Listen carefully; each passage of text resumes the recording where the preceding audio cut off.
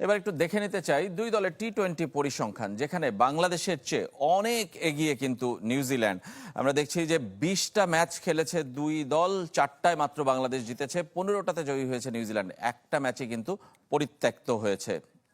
আর ঘরের মাটিতে যে কয়টা ম্যাচ বাংলাদেশ খেলেছে সেখানে কিন্তু বাংলাদেশের আধিপত্য সবচেয়ে বেশি। আমরা দেখতে পারি যে সমান 6টি ম্যাচ খেলেছে দুই দেশ, যেখানে 3টিতে বাংলাদেশ জয়ী, 3টাতে কিন্তু নিউজিল্যান্ড জয়ী হয়েছে। সুতরাং সমানে সমান এই জায়গায়। সিরিজের পরিসংখ্যানে আবার কিন্তু নিউজিল্যান্ড অনেক এগিয়ে, বাংলাদেশের সাথে মাত্র একটি সিরিজ বাংলাদেশ জিততে পেরেছে। 6 সিরিজের মধ্যে 4টা সিরিজে নিউজিল্যান্ড জিতেছে এবং একটি সিরিজ কিন্তু ড্র হয়েছে, এবং সেটা সবশেষ সিরিজ দুই দেশের। এবং বাংলাদেশ যে একটি সিরিজ জিতেছে সেটিও কিন্তু সেই সবশেষ সিরিজের আগের সিরিজটি।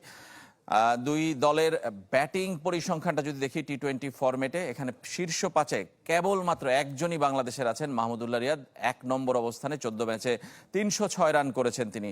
ফিন Allen, Devon Conway, Kane Williamson, Colin Munro সবাই কিন্তু নিউজিল্যান্ডেরই ব্যাটার। আমরা যদি বোলিং পরিসংখ্যানে যাই, সেখানে আবার ঠিক বিপরীত চিত্র। বাংলাদেশ বোলারদেরই কিন্তু আধিপত্য। মোস্তাফিজুর রহমানকে দেখতে পাচ্ছি, মেহেদী হাসানকে দেখতে পাচ্ছি, শরীফুল ইসলামকে দেখতে পাচ্ছি। 5 জনের 3 জনই কিন্তু বাংলাদেশের। কিন্তু টিম সাউদি সবার উপরে, 11 ম্যাচে 19 উইকেট নিয়ে তিনি কিন্তু লিড করছেন। মোস্তাফিজ 16 উইকেট নিয়ে আছেন 2 নম্বরে। বুঝতেই পারছেন যে পরিসংখ্যানে বাংলাদেশ অনেক এগিয়ে, কিন্তু এবার সেই